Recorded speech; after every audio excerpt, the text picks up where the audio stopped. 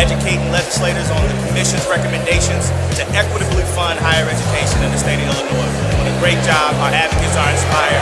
Legislators can feel the vibes. So we're kicking butt and taking names down the Springfield. State leaders must align goals, policies, investments, and actions to improve college access.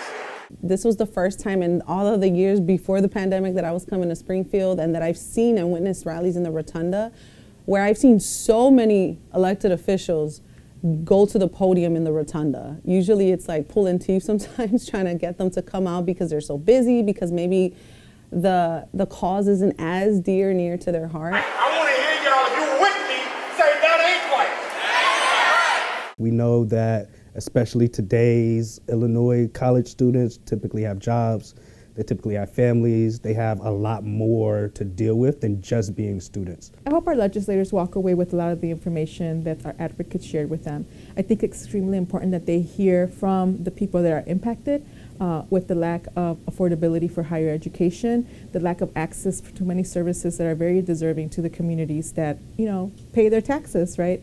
And that are really looking forward to making a change in their life that will help them with economic stability and possibly generational wealth for their families. And so if you want to talk money and priority spending, this is the man to speak that to. So I would like to just start off with saying I would not be in school without MTI, without Golden Apple, without any personal loans I've taken out.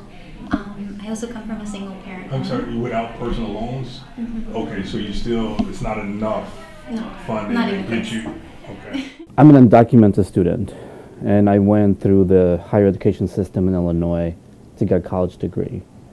It took me 9 years to get a college degree, and I think the main reason was affordability. Our state in Illinois has disinvested from higher education for a long time now. So I think this legislation, I hope, will make it easier for students like me to have an easier time getting a college degree. It shouldn't be this hard. What do we want? When do we want it?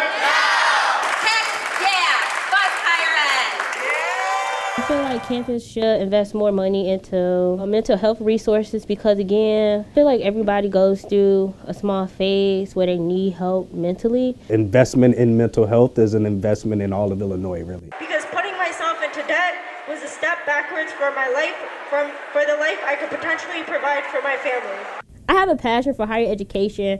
I have a passion for supporting students that are in need. Again, I understand the struggle. I came from a low-income family, and I'm a first gen, so I understand all aspects through funding, how it fluctuates. 1 minute, I have the money to finish, and then other times I'm like, oh my God, I don't know what I'm going to do the next semester. I know what it's like not to have a voice, to have something to say and nobody to listen to.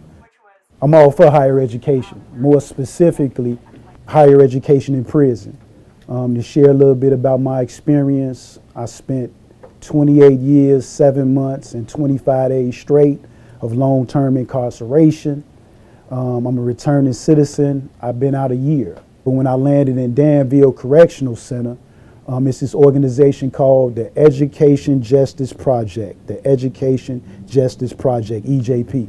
And that's where professors from the University of Illinois came into Danville and taught us 300 to 400 level courses of various fields of academia. We are going to talk to legislators today, and if they don't hear from you, they will not be funding you. So we need to make sure that you are telling them your stories. When Black and brown students are taught by teachers who look like this, the impact is powerful. I am really thankful for all the elected officials that came to our rally, that spoke, that advocated, that talked to the advocates and let them know that they want to work with us to ensure that there's a legislation passed for equitable funding. I really just want them to feel empowered, to know that their voice matters, to know that the issues that they're coming here to advocate for matter, that the fight just doesn't stop when they leave Springfield, that it continues, that it's about continually holding our decision makers accountable, having those conversations with them, reaching out to them, following up with them, letting them know, hey, you said you were an ally. We want to make sure that you continue to be an ally. You said that you were a supporter. We want to make sure that you continue to support this, and you continue to ensure that with the way you vote, with the way you support legislation, that it causes us to thrive as students. We need to show up, and their voices need to be heard in regards to where the federal monies is being spent. So many people speak to them, and so many bills come at them, I think it's important that real people talk to them. And hopefully they come away with however many advocates we brought as resources to them. For the legislators themselves to be impressed by these young folks who really are coming in with a little bit of training from us, but really with their lived experience. And the fact that their conversations stand out more than, for example, the lobbyists that they talk to every day, I think is really, really powerful, and I hope that that sticks in their minds. It's been a great day.